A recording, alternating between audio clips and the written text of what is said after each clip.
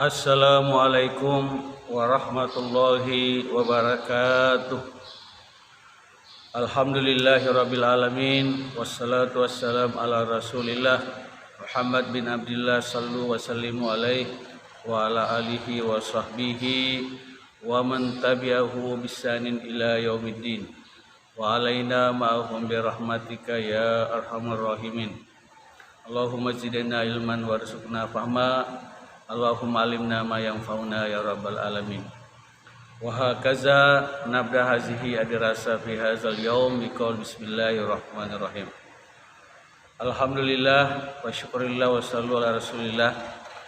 Anak-anakku siswa-siswi Madrasah Negeri 19 Jakarta yang saya banggakan, mudah-mudahan anak sekalian pada hari ini dalam kondisi sehat walafiat, dan yang sakit mudah-mudahan Allah Subhanahu wa taala mengangkat penyakitnya, dan yang berhalangan izin agar dimudahkan dan dilancarkan urusan-urusannya. Mudah-mudahan pembelajaran kita pada hari ini kita mendapatkan berkat dan rahmat dari Allah Subhanahu wa taala. Sebelum kita memulai pembelajaran, marilah kita berdoa kepada Allah Subhanahu wa taala. Doa dimulai. Bismillah. Selesai.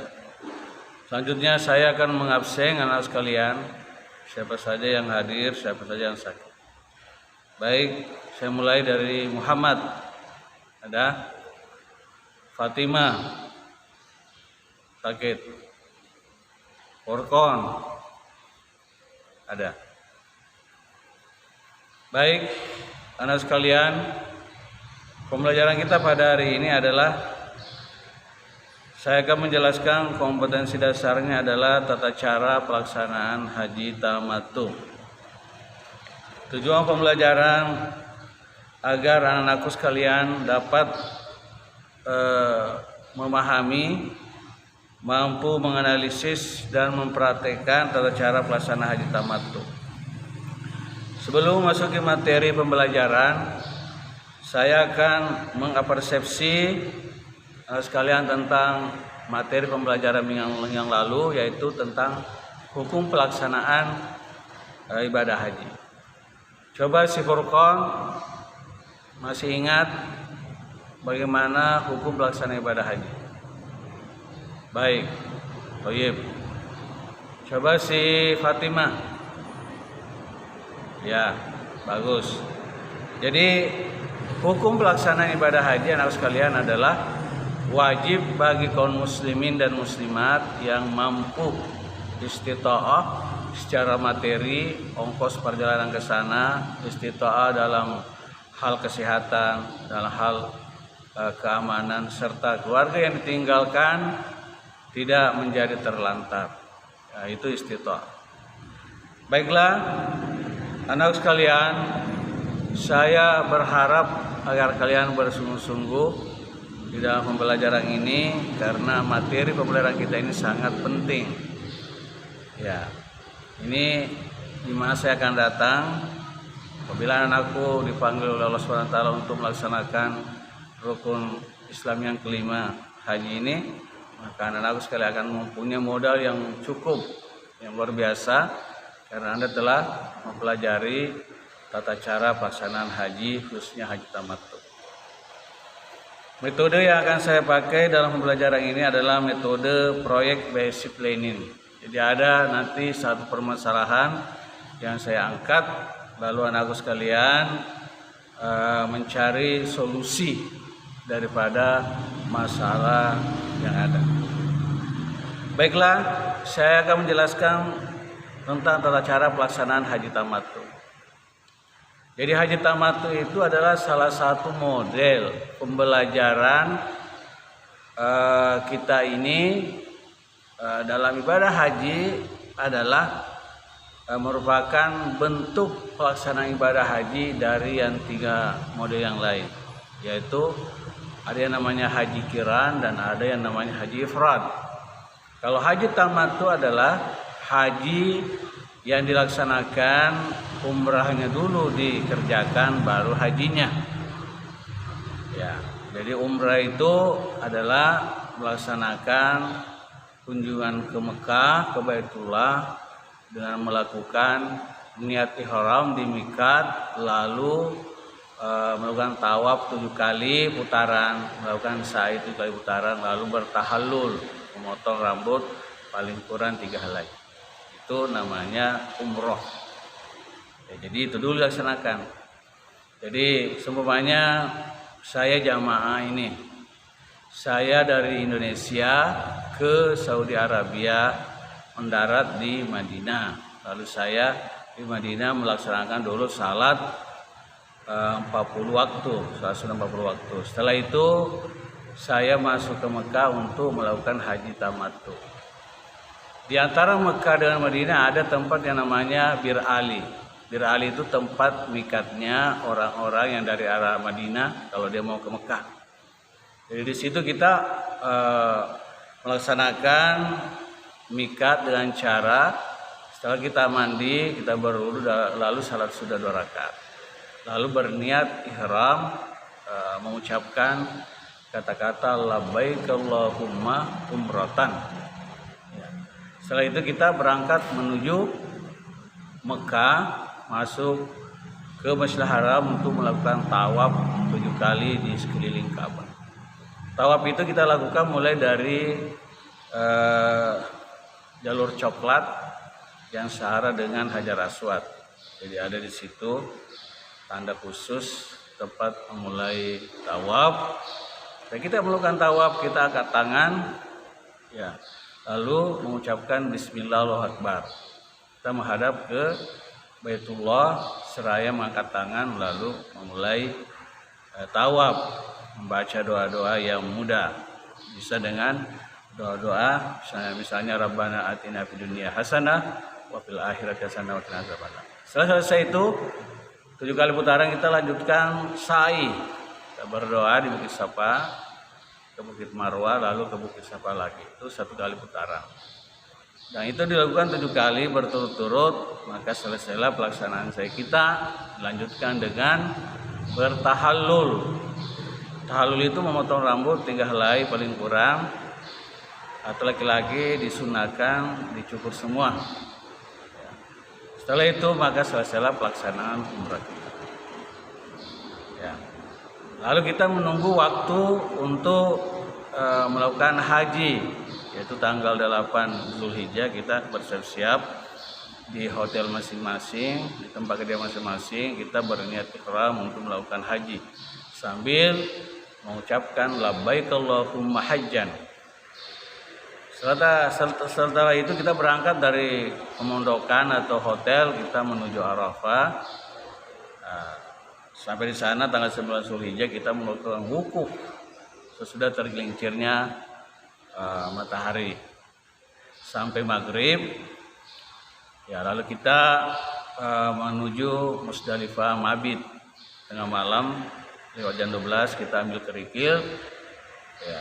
Lalu kita menuju Mina untuk melempar jamarat 3 ula Aqabah, masing-masing 7 kerikil di hari ke-10 Zulhijjah. Itu dilaksanakan selama 3 hari, yaitu 10 Zulhijjah, 11 Zulhijjah, 12 Zulhijjah. Ya, itu nafar awal namanya. Kalau orang masih mau tinggal sehari di Mina, nafar sani namanya. Jadi sampai 13 Zulhijjah sebelum maghrib menyelesaikan lontaran jamaratnya yang 3 itu, lalu masuk ke Mekah untuk melakukan tawaf ifadah 7 kali putaran.